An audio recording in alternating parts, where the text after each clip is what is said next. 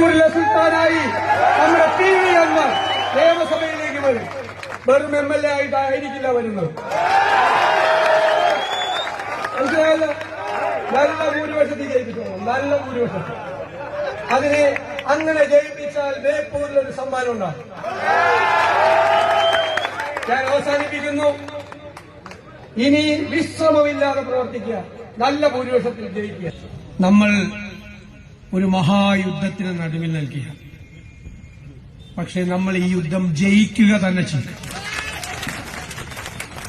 ഈ 10 വർഷക്കാലത്തെ ദുർഭരണത്തിന് അന്ത്യം കുറിച്ച് നമ്മളൊരു പുതുയുഗത്തിന് തുടക്കമിടും. ഈ കേരളം ഈ സർക്കാരിനെതിരായി നമ്മൾ ജനങ്ങൾക്ക് കൊടുത്തിരിക്കുന്ന കുറ്റപത്രം കേരളത്തിലെ ജനങ്ങൾ അവരുടെ മനസ്സാക്ഷിയുടെ കോടതിയിൽ വിചാരണ ചെയ്യുന്ന സുദിനങ്ങളിലൂടെയാണ് നമ്മൾ കടന്നുപോകുന്നത്. ഏപ്രിൽ 9-ാം തീയതി പോളിംഗ് ബൂത്തിലെത്തി കേരളത്തിലെ ജനങ്ങൾ അവർക്ക് ശിക്ഷ വിധിക്കും. അവർ ഈ കേരളത്തെ തകർത്തു തരിപ്പണമാക്കി. അവർ ഈ കേരളത്തെ കുട്ടിച്ചോറാക്കി. ഇന്ത്യയിൽ ഏറ്റവും കൂടുതൽ വിലക്കയറ്റമുള്ള 1ാമത്തെ സംസ്ഥാനമാണ് കേരളം. എവിടെ സർക്കാർ? എവിടെ? കമന്നു വീണാൽ കാൽപ്പണവുമായി പൊങ്ങുന്ന കൊള്ളക്കാരുടെ സർക്കാർ. ശബരിമല അയ്യപ്പന്റെ സ്വർണം കവർന്നതിന് 3 CPM നേതാക്കന്മാർ ജയിലിലായിരുന്നു. അയ്യപ്പന്റെ മുമ്പിലുള്ള ദ്വാരപാലക ശില്പം കൊണ്ടുപോയി കോടീശ്വരന് വിറ്റ് കോടികൾ സമ്പാദിച്ച CPM നേതാക്കൾ. അവർക്കെതിരായി ഒരു അച്ചടക്ക നടപടിയെടുക്കാൻ പോലും ധൈര്യമില്ലാത്തൊരു മുഖ്യമന്ത്രി. അച്ചടക്ക നടപടിയെടുത്താൽ അവരെ പേടിയാണ്. അവര് പല നേതാക്കന്മാരുടെയും പേര് പറയും, മന്ത്രിമാരുടെ ഉൾപ്പെടെ. അതാണ് കൊള്ളക്കാരുടെ സർക്കാർ, കവർച്ചക്കാരുടെ സർക്കാർ. ഇപ്പൊ മുഖ്യമന്ത്രി എന്നെ സംവാദത്തിന് വിളിച്ചു. ഞാനങ്ങ് ത്രില്ലായിപ്പോയി. ഞാൻ 10 മിനിറ്റ് 15 മിനിറ്റിനകം അദ്ദേഹത്തെ അറിയിച്ചു. അദ്ദേഹം പറയുന്ന സ്ഥലത്ത്, അദ്ദേഹം പറയുന്ന സമയത്ത്, അദ്ദേഹം പറയുന്ന വിഷയത്തിൽ സമ്മതിക്കാൻ വരാം. എന്റെ അന്മരെ ഞാനന്ന് രാത്രി ഉറങ്ങിയിട്ടില്ല. കാരണം ആവേശത്തിലായിരുന്നു.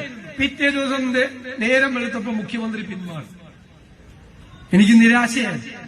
മുഖ്യമന്ത്രി പറയാ ഫേസ്ബുക്കിലാകാം. ഫേസ്ബുക്കിലെ പ്രശ്നം എന്താ അറിയാം? നേരിട്ട് മറുപടി പറയണ്ടേ? ഇവിടെ വെച്ച് ചോദിച്ചാൽ ഇവിടെ വെച്ച് മറുപടി പറയണ്ടേ? ഞാൻ കുറെ കാര്യങ്ങൾ പറയാം. നിറച്ച് ബോർഡ് വെച്ചിരിക്കുകയാണ് കേരളത്തിൽ. നമ്മുടെ കാശ PRDയുടെ പൈസ. ഏതായാലും പറയാണ് 5 ലക്ഷം വീട് വെച്ചു ലൈഫ്. അപ്പൊ ഞാൻ ചോദിച്ചു എത്ര കൊല്ലം കൊണ്ടാ? 10 കൊല്ലം കൊണ്ട്. അപ്പൊ ഉമ്മൻചാണ്ടി സർക്കാരോ 5 കൊല്ലം കൊണ്ട് വെച്ചത് 4,43,000 വീട്. അത് പൂർത്തിയാക്കിയത് 50,000 വീട് തുടങ്ങി വെച്ചു.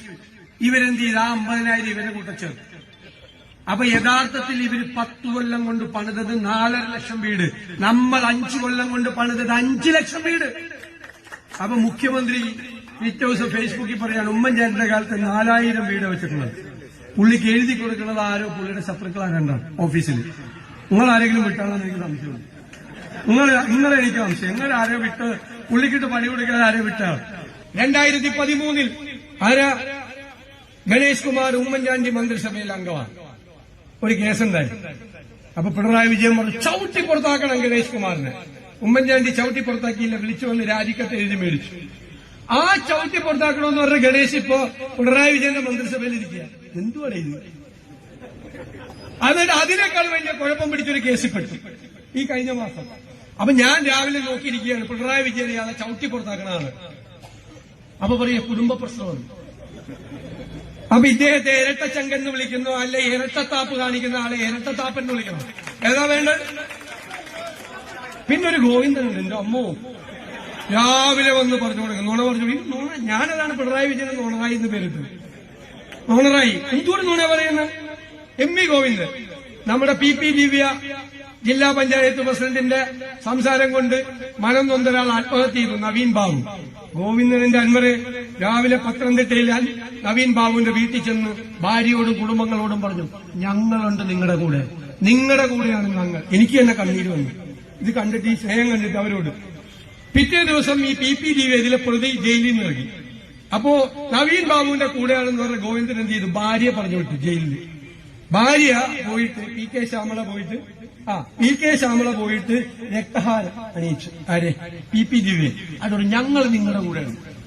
ഭർത്താവ് നവീൻ ബാബുവിന്റെ കുടുംബത്തിന്റെ കൂടെ, ഭാര്യ PP. എന്തു പാർട്ടിയാണോ നിങ്ങളുടെ പാർട്ടി?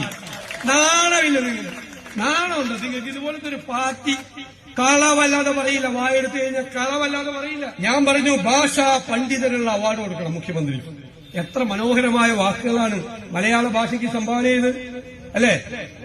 നികൃഷ്ട ജീവി, കുലംകുത്തി, പരനാറി, പരമനാറി, പരമചെറ്റ, എത്ര വാക്കുകളാ ഭാഷാ പണ്ഡിതനുള്ള അവാർഡ് കൊടുക്കണം.